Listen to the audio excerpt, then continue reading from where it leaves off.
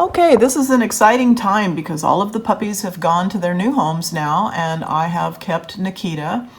Nikita is 8 weeks old, and I am going to share the way that I train my puppies.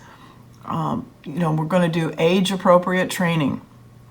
Certain types of training behaviors are done at certain ages for best results. So since she is 8 weeks old right now, we're going to talk about her natural follow. We want a puppy that comes when it's called. We want a puppy that walks on a loose leash behind us, and the way that we get that is before we ever put the leash on. See how this puppy is naturally following her mother. That's Nikita with her mother this morning. Mother's playing ball, and nobody has to tell Nikita to follow her mother. Nobody has to call her. It's a natural behavior, and it's a behavior that we are going to use in order to train her to come when she's called and also to walk on a loose leash. Now, I have limited, nobody wants to watch an hour-long video. So today we're going to do loose leash walking. And you saw in the very beginning of this video her coming when she was called. And keep in mind, she's 8 weeks old, okay?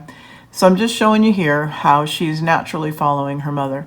Now, what I'm doing when I feed her is 1 meal a day. I use soft food, and I just hand feed her. Okay, she doesn't get it out of a plate or out of a bowl.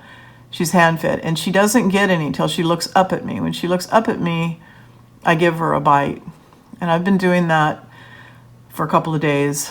And what I'm going to do now is I'm going to give her a bite of food, and then I'm going to walk away. Now, the reason I'm doing a voiceover on this video is because I don't talk at all when I'm training my puppies.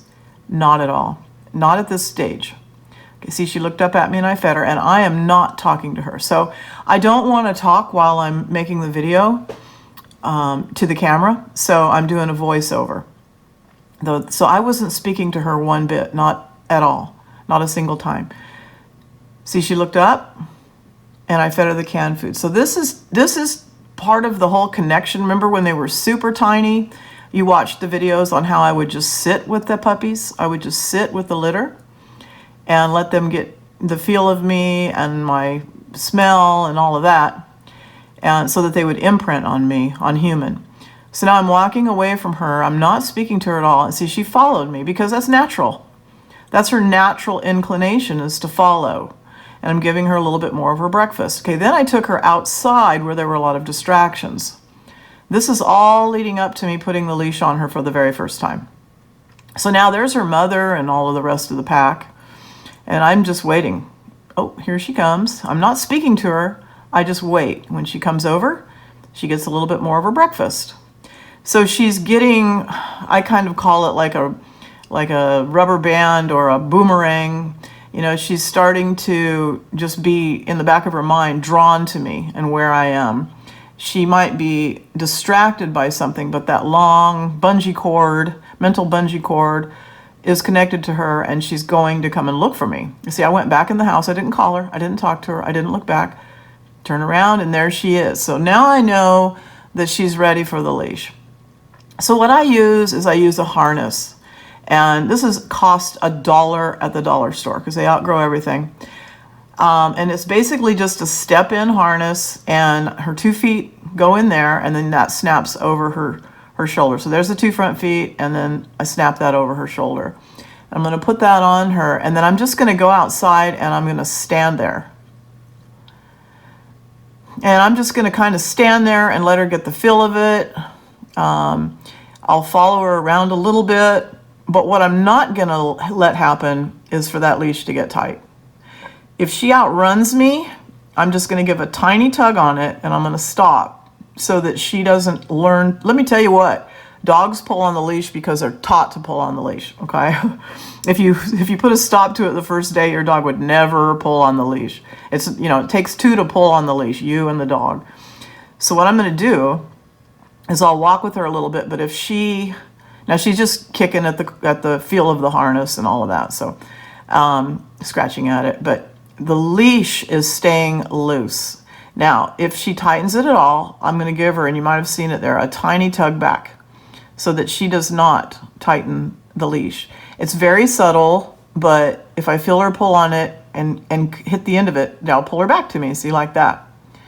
I do that for about 5 or 10 minutes before we really go on a walk. And a walk is a 5-minute affair. But these first few walks are the most important walks of their life. So the rule is never move forward when the puppy is pulling on the leash. Stop, give a tiny correction, or give a tiny correction if you're skilled enough in motion, because you don't want a lifetime of a dog pulling on the leash. It's really bad for them, it's really bad for you, and it shows that the dog and you have a disconnect. So I did this for, I just kind of stood around, walked it. I probably didn't go 10 or 15 feet in either direction. You don't have to go on a long walk to teach a dog how to walk on a leash. As she's pulling on me, and I pulled back on her slightly to keep the leash loose. And my corrections are so subtle, you're not really seeing them. But this is the end result of building the connection, getting the puppy to follow, and then standing and teaching the puppy pressure and release. That is, if you pull on the leash, you're going to get a little correction, like right there. She stopped, she kind of balked. I gave her a tiny correction. And her job is to follow me, to stay behind me. She got a little bit out of it because her mother's right there. But we're talking, this is an 8-week-old puppy. And this is how it should look. Loose leash, following the leader. Thanks for watching.